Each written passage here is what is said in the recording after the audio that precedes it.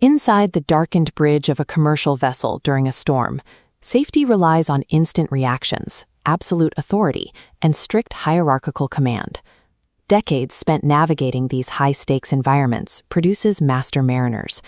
But taking a captain who can steer through a squall blindfolded and placing them in front of a whiteboard does not guarantee they can teach someone else how to do it.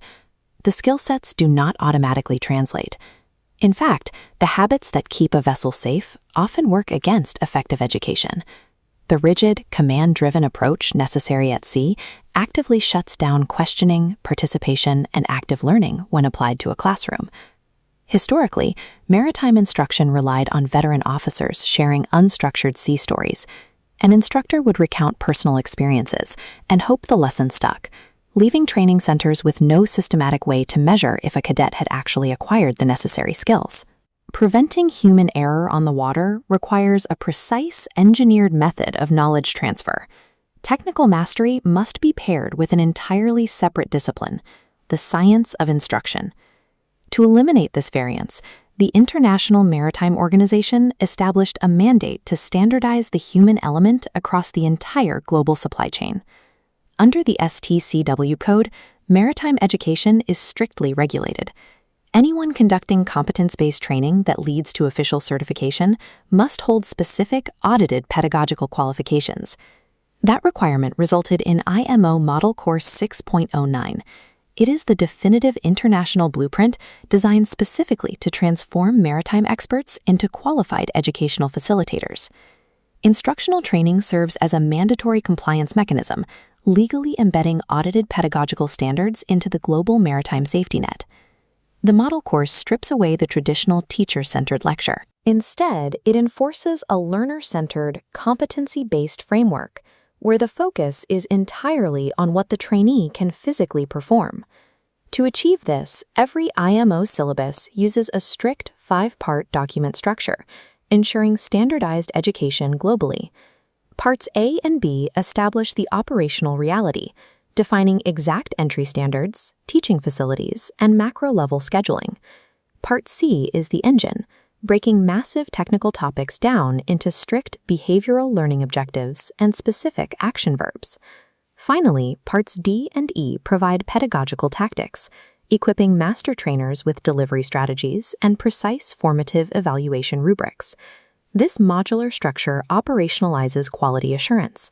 It guarantees that a cadet in Manila receives the exact same baseline of knowledge as a cadet in London, regardless of their instructor's personal background at sea.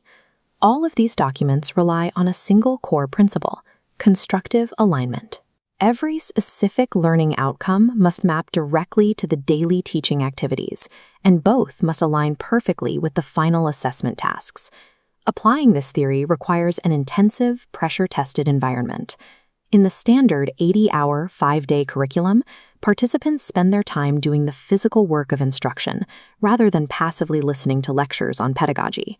Trainees produce active deliverables.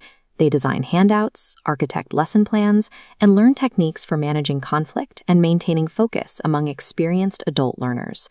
The evaluation comes through iterative micro-teaching sessions.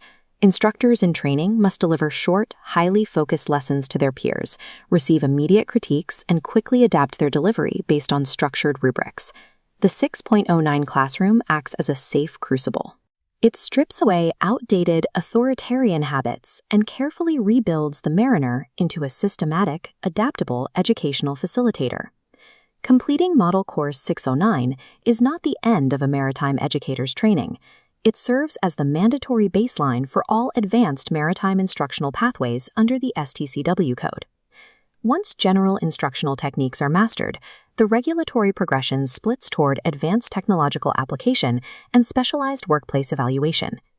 Instructors utilizing complex maritime simulators move on to Model Course 6.1. Here, they master scenario design, manage role-playing exercises, and learn how to control a trainee's cognitive load in highly realistic virtual emergencies. Meanwhile, senior officers responsible for testing competencies on active ships take Model Course 1.3, focusing entirely on valid real-world assessment within the physical constraints of a working vessel. This staggered, interconnected framework ensures that every signature and sign-off in a mariner's official training record book is valid, reliable, and legally defensible in the event of an audit. Through this process, a seasoned technical operator evolves into a strategic architect of learning. Qualified instructors now integrate digital learning systems and blended delivery methods, ensuring technical knowledge remains accessible and actionable long after the initial course ends. This directly impacts the entire global fleet. By training educators to systematically transfer their expertise, the industry engineers human error out of the next generation of seafarers, steadily reducing maritime casualties. Knowing how to operate a vessel safely is only half the equation.